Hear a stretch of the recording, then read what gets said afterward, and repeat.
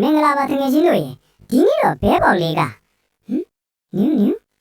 ငါဒီနေရာမှာဒီအင်ဂျီနဲ့ဒီစကားကိုပြောဖို့တလို့ရေးခံစားနေရတယ်ဟာဖြစ်ပြန်ပြီတကယ်ချင်းတို့ရောအခုလိုမျိုးခံစားဘူးလားကိုလုံးဝမရောက်ဘူးတဲ့နေရာအတက်တစ်ခုကိုရောက်သွားတဲ့အခါဟာဒီနေရာကိုအရင်ကရောက်ဘူးတလို့ပဲဆိုပြီးကြက်တီးထားသွားတာမျိုးလေဒါမှမဟုတ်တကယ်ချင်းတွေနဲ့စကားပြောနေရင်သူတို့ပြောလိုက်တဲ့စကားလုံးအမူအရာတွေကအစဒီအခြေအနေကိုငါအရင်ကအတိအကျကြုံနေပါလားလို့ထင်လိုက်မိတာမျိုးပေါ့အဲ့ဒါကိုသိပ္ပံပညာအရဒေဂျာဗူးလို့ခေါ်ပါတယ်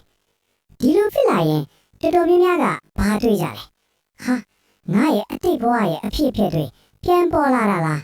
ဒါမှမဟုတ်ငါမှာအနာဂတ်ကိုကြိုမြင်တဲ့မျက်လုံးတွေရှိနေတာလားပေါ့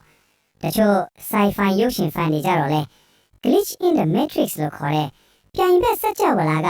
ငါစီကအချက်လက်တွေရောက်လာတာလားဆိုပြီးတွေးတတ်ကြတယ်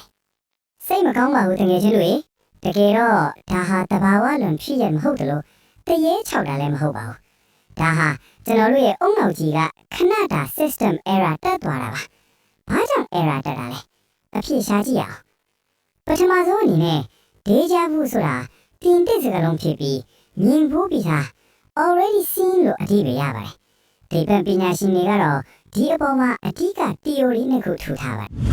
ပထမဆုံး theory ကတော့ split perception လို့ခေါ်တဲ့အာယုံခံစားခြင်းကွဲပြားသွားခြင်းပါပုံမှန်ဆိုရင်ကျွန်တော်တို့တစ်ခုခုကိုကြည့်လိုက်တဲ့အခါမျက်လုံးဘယ်ညာနဲ့ဖလုံးကပုံရိပ်တွေကိုအုံနောက်စီတပြိုင်နက်တည်းပို့ပေးပါတယ်အုံနောက်ကအဲ့ဒါကိုပုံရိပ်တစ်ခုတည်းအနေနဲ့ပေါင်းစပ်လိုက်ပါတယ်ဒါပေမဲ့တစ်ခါတလေမှာအထူးသဖြင့်ပင်ပန်းနေတဲ့အချိန်မျိုးမှာမျက်လုံးတစ်ဖက်ကပို့လိုက်တဲ့သတင်းချက်လက်ကအုံနောက်စီရောက်ဖို့နာနိုစက္ကန့်လောက်နောက်ကျသွားတတ်ပါတယ်အဲ့ဒီအခါမှာအုံနောက်ကပထမရောက်လာတဲ့ပုံရိပ်ကိုအတိတ်ကမှန်ဉဏ်တစ်ခုအနေနဲ့မှားယွင်းမှထားလိုက်ပါတယ်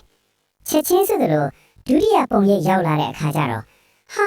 ဒါကငါမြင်ဘူးနေပါလားဆိုပြီးအုံနောက်ကလိန်လိုက်တာပါတကယ်တမ်းတင်မြင်နေရတာကအတိတ်ကအရာမဟုတ်ပါဘူး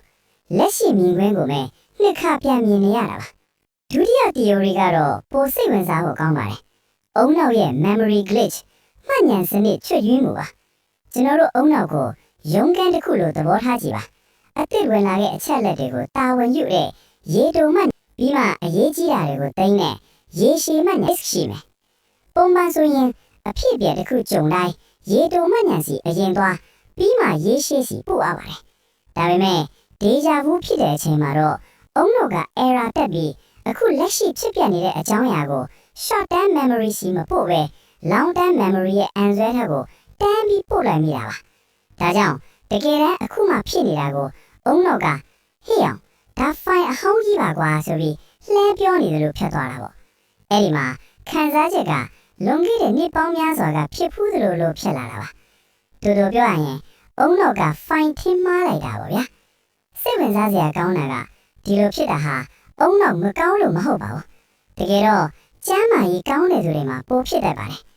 လေ့လာချက်တွေအရအသက်15နှစ်ကနေ25နှစ်ကြာလူငယ်တွေနဲ့ခရီးသွားများတဲ့သူတွေပင်ပန်းနှွမ်းနယ်နေတဲ့သူတွေမှာဒေဂျာဗူအဖြစ်အများဆုံးလို့ဆိုပါတယ်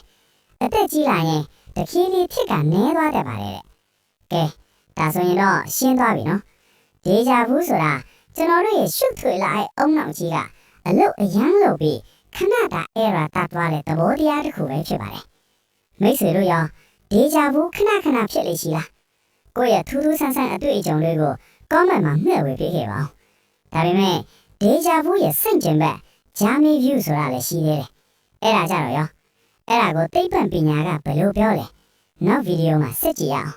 subscribe လုပ်ထားဖို့မမေ့နဲ့နော် bye bye